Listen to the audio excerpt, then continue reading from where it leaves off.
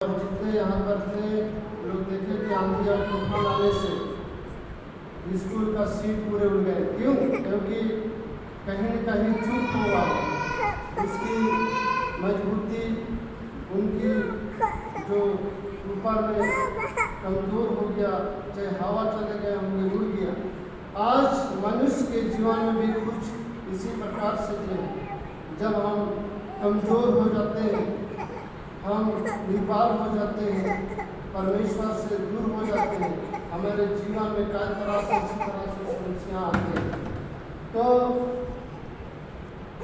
इस प्रचार का उद्देश्य यही है कि हम आज इस संदेश के द्वारा हम लोग बलवान बने, हम लोग मजबूत बने। तो परमेश्वर के वचन को हम लोग पढ़े दोनों भागों में।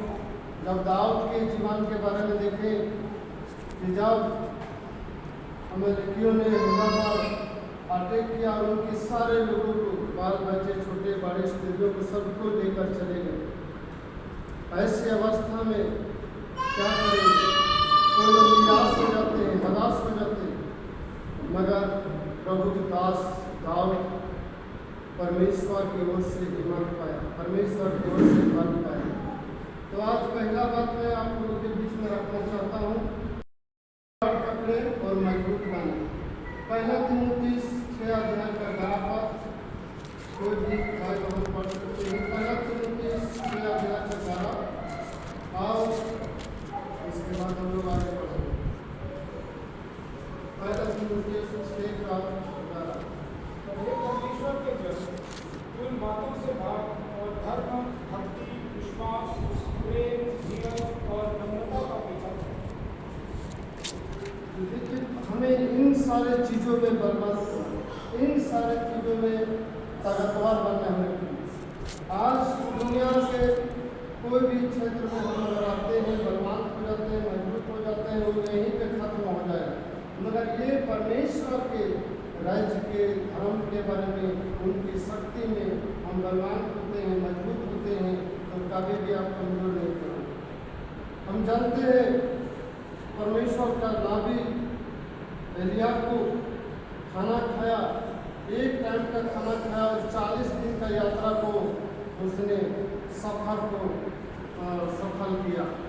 कहाँ से वो पावर मिला, कहाँ से वो शक्ति मिला? परमेश्वर को। हालेलुया। तो आज जो परमेश्वर के वचन को सुनेंगे, जो परमेश्वर के वचन को पढ़ेंगे, वो हर व्यक्ति परमेश्वर से समर्थ को पाएंगे, परमेश्वर की ओर से बलवान होंगे।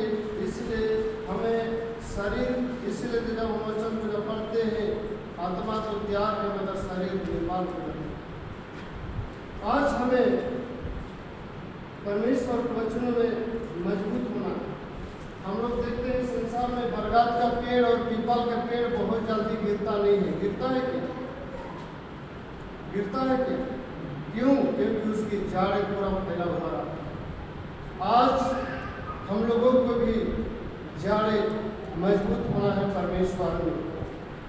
उसी प्रकार परमेश्वर का वचन कुलुसी 3 अध्याय का 16 पढ़ेंगे।